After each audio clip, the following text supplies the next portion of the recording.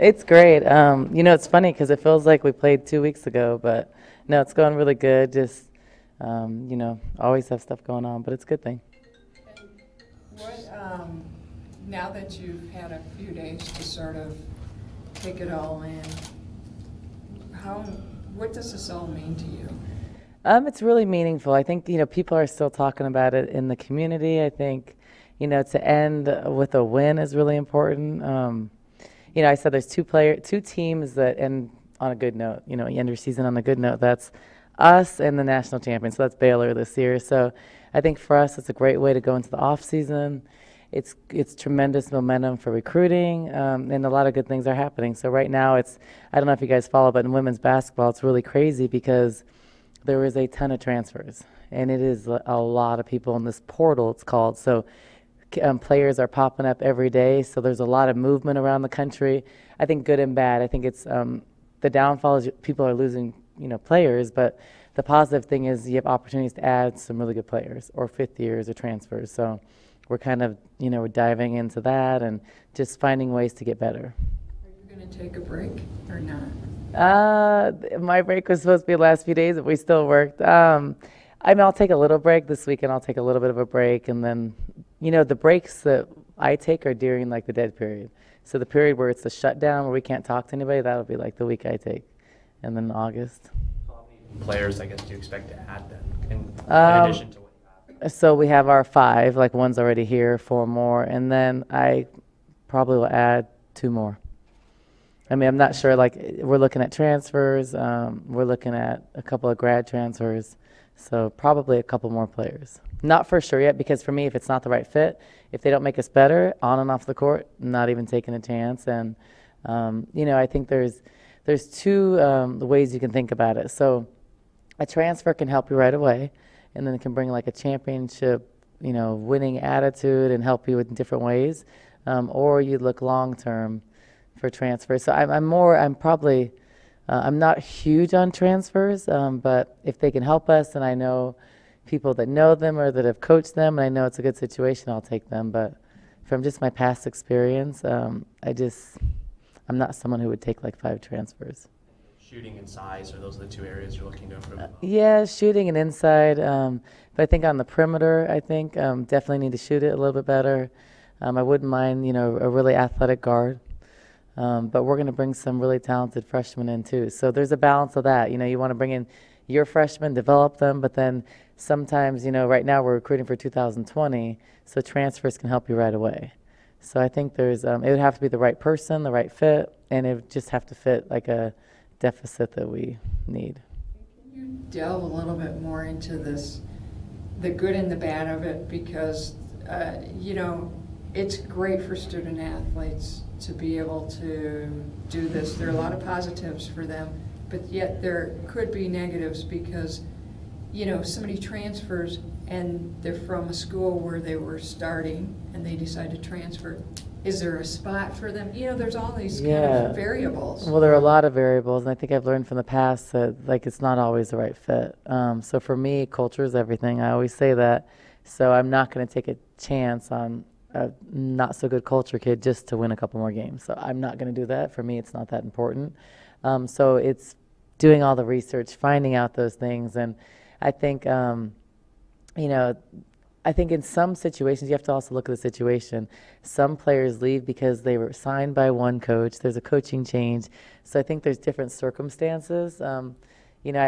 There is hesitation if there's a pattern of transferring. I don't want to take a player like that, but and some graduate want to go to a different conference or go move up from a mid-major to a Power 5 school. So I think I do look at all those things, and I don't take it lightly because I think that one player can really damage a program. So for me, it has to be a fit. It has to be a great person, and then but it's more about that than the player.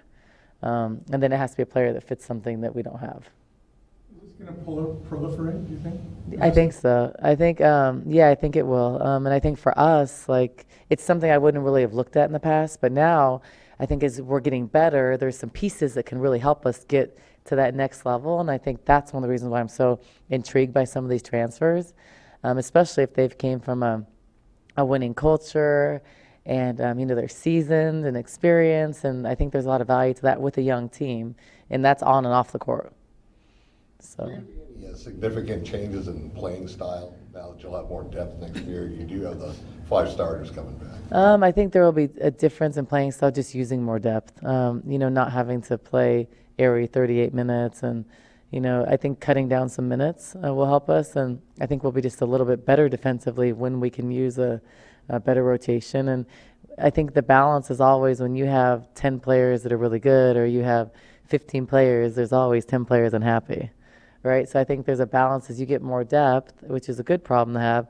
I think the problem is like keeping everybody happy, and I think that kids are leaving programs every year, so it's very easy when someone's not playing to jump ship. So I think there's a balance of that. It's developing your young players, like Samaje this year. Now Samaje did great. Some games she didn't play. Some games she played a little bit. She always had a great attitude, and she was a great teammate. I think in a lot of situations, players aren't like that. They don't play, or they don't play enough, or their AU coach or parents are telling them they should be starting. There's all those things that happen. But I think for us, depth's important, and the style we play, having more depth, will make us better, because I think you can play better for 32 minutes versus I don't think you're going to play every possession when you're playing for 38. I think that's just human nature, and I think it's just hard physiologically. So. There are so many European players in the Pac-12. Mm-hmm. Does that reflect? There's going to be a lot more next year, thanks to Arizona. reflect on the available pool of players in the West? I think it reflects on that, and I think it reflects on how the game has evolved. The European game is very different, very versatile, less physical but more technical. It's more tactical overseas, and I think that a lot of European players tend to have a higher basketball IQ.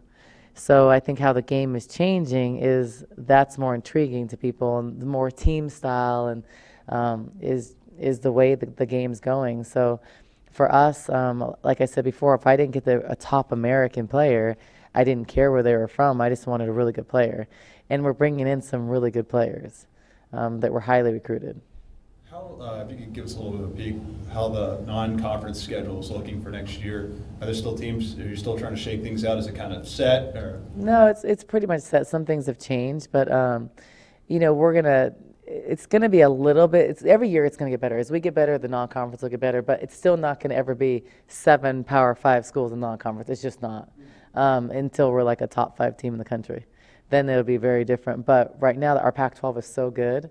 We take 17, 18 games is really, really tough. So I think having a couple strong non-conference is good. And because you remember, when you're trying to schedule a lot of home and homes, you don't want all homes this year because then they're all aways next year. So you have to throw in some guarantee games. But what I'm seeing is as we're getting better, games are much harder to find. So then I think you have to buy more games, and people don't want to play us as much as before. Before, you really wanted to play us because you had a chance of beating a Pac-12 team. And I think for us now, that as we get better, I think it'll just get more challenging. You have to be more strategic. But these are good problems. And but to answer your question, our schedule will get a little bit harder. But it's not going to be, you won't be seeing like UConn and South Carolina come in here, not yet. Sorry to say. We get enough of Stanford and Cal and ASU during the Pac-12, so we'll have to face some of those teams in the tournament. What have you heard from feedback from this WNIT championship on a national level? From my coaching circles, it's just congratulations. There was a lot of really good teams in the WNIT. A lot of teams that have gone to the tournament, that have won the WNITs. And if I look at the history from the WNIT, when you win it, you have success in the tournament the following years. You look at UCLA, South Florida, a lot of different teams. So I think for us, that's the positive side. And we got a lot of experience and a lot of confidence. And I think we showed that what Arizona is capable of doing, and the type of fans that we're capable of getting, and the type of support this city has, and it's a basketball city. So I think that the WNIT was even more beneficial in those areas, and that's national recognition. There was a lot of people that texted me congratulations, but also that, wow, I can't believe you guys sold it out. I think that was a huge thing, because look around the country, how many women's programs have had 14,400 people? There's maybe South Carolina. I don't even know if Tennessee had that this year. I think you can count it on your hand in the country, how many programs had that. So I think that's a really good thing. And it says a lot about Arizona and the basketball here. How do you capitalize on the momentum? I think you just continue to just stay out in the community. I think that for us, recruiting would be a huge way to capitalize on it. We have momentum, people have watched, and a lot of players want to play in front of crowds like that. So that's been really enticing for players because they've all mentioned that through this recruiting process. So I think we just use that to our advantage and try to get on some good transfers and get on some good 2020s that we're competing with. You know, usually for the Pac-12, we compete with everybody. We're all kind of recruiting the same kids. And you compete with other schools more than others just because of style, but we're all kind of going after the same top kids. So when someone has a top 20 kid has a home visit, it's usually Cal, Stanford, Oregon, you know, not as much Stanford, but Cal, Oregon, Oregon State, UCLA. We're all kind of in the mix a lot. So I think one of the separators could be is at Arizona, you have the potential to have a fan base like that and a potential to have a really good home court advantage. And I think a lot of other places, just because of the nature of the cities, you're not going to have that. But small cities like Oregon, Corvallis and Eugene and Tucson, I mean, you can draw like that. So I just look at Oregon State and I look at Oregon and I look at what they've done. And I think that Tucson can be like that. What did you learn about your players through this championship run? I know that you believed in them all season and you've seen each one of them grow, but what specifically did you learn about them? I learned that, you know, they wanted it bad. I think I knew that they wanted to win, but, you know, when you have a young team, you don't know if they're thinking about spring break or what would be better. I knew that they were hungry at the very end, and they wanted us to do something special. And I don't think they felt satisfied at the end of the season. And so I think that was a positive thing. And I think just watching us grow, I think we grew a lot, even from the first WNIT game to the last. And just from the end of the season. But I think all those hard games that we lost really helped us for the NIT. The pressure situation and just the going out in the Pac-12 tournament, playing so well against USC, I think all those things helped us. And then turning around, being more competitive against Oregon, because like I said at the beginning of the WNIT, it wasn't like an Oregon and Stanford. They were good teams, but it was different. So I think all those things gave us confidence, and you can't teach experience, and we got a lot more experience being in the WNIT. Much more valuable than the tournament would have been for us and where we're at. So. The WNBA draft was yesterday. Do you think that's Ari's future, going to be drafted one day? I think it is. She has to get better. She has to, you know, be a little bit more efficient with the ball. She's got to improve her mid-range game, which she has a good mid-range game, and she has to be a higher percentage three-point shooter. But I think also as we get better, her percentages will get better because she won't work so hard for shots. And I think that as our players get better, she won't have as many turnovers. But that's still areas that she has to get better in. But I think she has a bright future. I think she has potential to be a really high draft pick. But she's got to work. And she's got to want it. And she's got to, it doesn't just come. Those things, you work very hard. I mean, if you saw a player like Kelsey Plum's work ethic, it's what, and the thing is in the pros, there's a lot of people that work like that. In college, there isn't. And I didn't understand that till I went pro because I thought I worked hard in college. And I realized when I went pro, I didn't work hard at all. And I saw what working hard was about. And I think there's just, you realize as a college player, I was 20, you look around, you're like, you're competing with people, and you're competing for a living. You're competing against a mom that has kids, it's her livelihood. So it's a different level, and it's exciting, but she has potential to do that, and it's just really competitive. So she's got to work. Has there been a first-team All-American point guard of her size? I don't know if Jordan Canada. I don't think she was first-team All-American. I'm not sure. I'd have to look back, but not for a while, and probably not on the West Coast. Yeah, because they're all typically bigger. Yeah, not for a while. I'd have to look into that. WNBA player of her size? So when I played, but they're different. When I played, Tully Bevilacqua was a long-time pro. Debbie Black, the first few years of the WNBA, was like a very tough player. I think there's been, Sue Bird is like Sue Bird's a little taller. She's like 5'9". Kelsey Plum isn't that big though. Kelsey Plum is about 5'8", but Ari's smaller. But in Jordan Canada's small. So, and I think Ari, is a little bit better scorer than Jordan Canada. So if you look, and Jordan Canada's doing well in the pros. I think a lot is about a fit, but I think the difference with Ari than all those point guards is usually there's a solid point guard. She can shoot the three, she can run the team, she's a floor general, but she's usually not a great defender. Or if she's a great defender, she's usually not a great offensive player. So I think what can separate Aerie with work and experience is she can be a good scorer, a floor general, and she can defend. So I think that's what can make her special, because I think Jordan Canada, her game evolved. I think early on in her college career, she couldn't really shoot it. And then she got better and better, but she's a great athlete. She's quick. She can slice through defenses, but I think she became a better shooter later. But if Aerie develops that, she can be really, really valuable, and I think a really high pick. So. Do you think we'll ever see another dominant season like she had?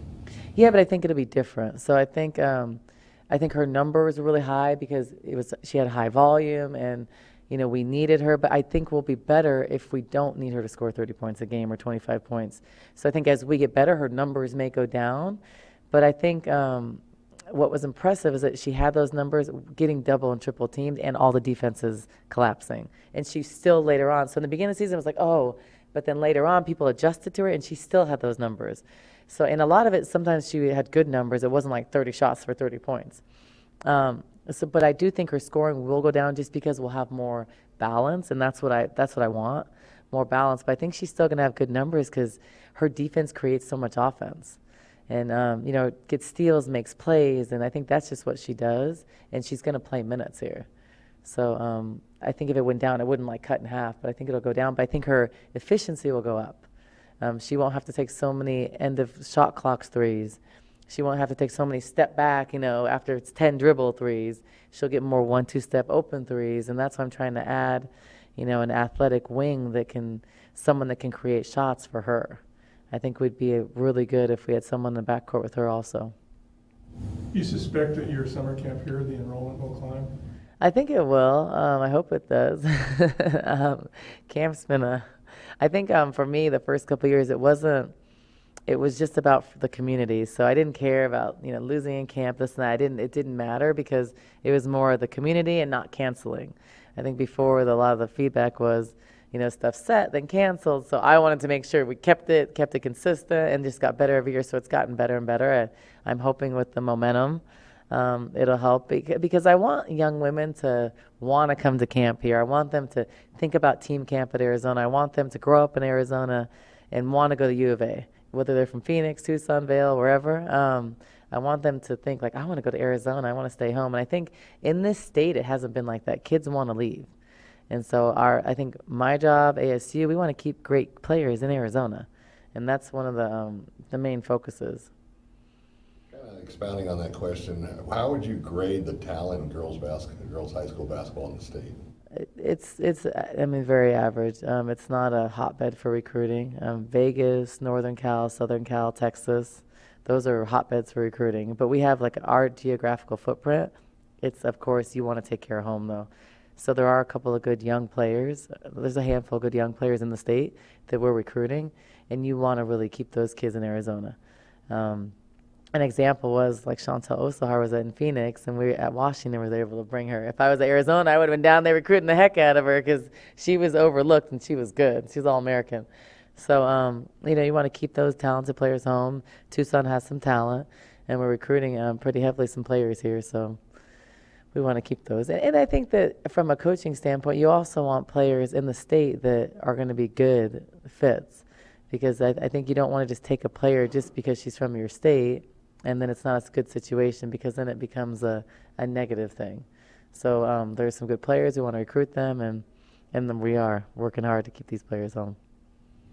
We saw a big jump with Kate through the tournament, and even that last game. In fact, the whole team seemed like that last game went up. But should we expect this and more? What else should we expect next year from Kate? Well, you should expect a better player. I think Kate, Samaje, Bryce, you should expect them to be stronger, just more efficient in their game. So Kate should be able to finish better, stay out, not fall so much, you should see an improved three-point shot. She has to become more versatile. She's got to improve and have a go-to move and, not always settle for fadeaways. She's got to get stronger and finish better. She has to be able to step away and shoot a consistent three. And that's how her game will have to evolve, because she's never going to be the power back to the basket five. And so I think she can evolve like a Megan Huff if she works. And for her to be an all Pac-12, all American, she's got to play like that. And then Samaj, they expect her to have a go-to move, a midline move that can finish around the rim, as we work on every day, and we'll work on it every day in the summer. Not the fadeaway jumpers, that's the shot she likes, but a strong go-to move, finishing better inside, catching the ball better, being able to hit a 15-footer. Those are things she's going to work on. And I think she'll see a better Samaje, because you'll see a more confident Samaje, more confident Kate. And then Bryce, I think you'll see her get stronger, get better defensively, and just more consistent at her three. But we're not doing our jobs as coaches if we're not developing. And at this level and where we're at, we have to get kids and develop them.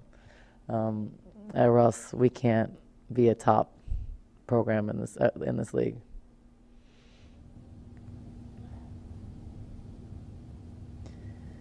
Cool. All right, thanks. Thanks.